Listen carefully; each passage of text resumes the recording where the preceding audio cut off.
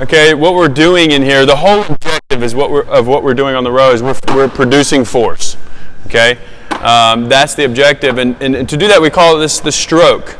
Okay, and within the stroke you have 4 foundational pieces. You have the catch, the drive, the release, and the recovery. Okay, so I want to show you at speed what that looks like. The catch is here, right? Here's the drive, there's the release, here's the recovery. Catch, drive, release, recover. There's your 4. All right, I want to hone in on just one. From everything that I just saw here, 1 out of the 12 of you, actually we're keeping the most important piece, which is the catch, in a good position. It was you, Barbara. I'll call her out. Oh my God. It was you. I think it's because of the deadlifting, right? The powerlifting perhaps could be it.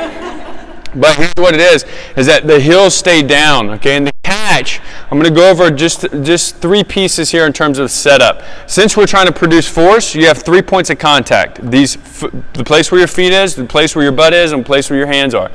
With your feet, you want to be the majority of your foot connected. It's about connectivity. That means that your heels stay down. Right? 11 out of 12 of you rode and your heels came up. Okay, so that's point 1. Point 2 is that on your butt, you want to be as far forward on the seat that you can without falling off of it, without cutting your hamstrings off. All right, so we don't want to sit in the back part because you want the majority of your weight at the beginning of the seat. That's where the force is going to. It's going to transfer through your hip and come out your arms. Okay, the third piece is your grip. Grip you want nice and wide, and then a loose grip. Finger around. A common fault is we see thumb around. We see good loose grips, but thumb around. Bring that thumb in there and connect your finger with it and keep it loose. Another fault we see is a death grip. All right, so we don't want that either. All right? And so when I get into the catch, what I'm looking for is that my knees are tracking my elbows, my spine is neutral, my shoulders are protracted forward. All right? This is allowed on this piece. In the deadlift, you want them protracted back and down. On the rower, it's good to get them out because you're getting more distance into the chain. Y'all see how much distance I just covered right there? All right, so it's okay there to be protracted. It's actually going to be more beneficial for you. This is the catch position. And what I want to try to do is while maintaining heels down, knees tracking, tall spine, and then knees in alignment, so I don't want to be out here too caved in, I want to try to bring this in as far as I can. That's about all I've got in my mobility. And then I brace down my core, and now I'm ready to go. All right, so what we're going to do is we're going to focus on this drill. I'm going to have you guys hold here for 1 minute. And what I want you to try to do is see if you can reach in as far as you can without losing those points of performance. So your knees can't go out to get in further. All right, your heels can't come up to get in further. All right, and you can't lose your back. All right, those 3 things happen. I want you to stop.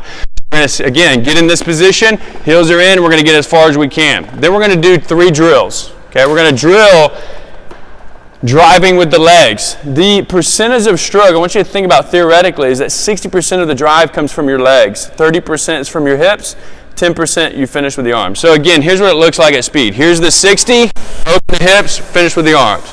And then I'll recover. Notice that my recovery is under control. It's a hard drive with the legs. Right? Heels are down. So what we're going to do, get into this position, get into your catch. We're going to hold for a minute, and then we're going to go legs only. So it's going to look like this. One more time real quick before you pull off. It's legs only, so I'm rowing just like so, as hard as I'm able for 10 reps. Then we're going to do 10 reps of hips opening, arms, just the hips open. All right? And then we're going to finish with the arms. But here's what I want you to do. If you are successful in keeping your heels down the entire time, you've all won today. You will get better. Here's why. Here's the logic around it. My heels come up. A lot of us were rowing here. This is quad dominant. Small muscle group. If I bring my heels down, it's going to fix the problem. It's going to keep your hips back behind your shoulders, which is going to put the pressure in your hamstrings and your glutes. That's where the power is.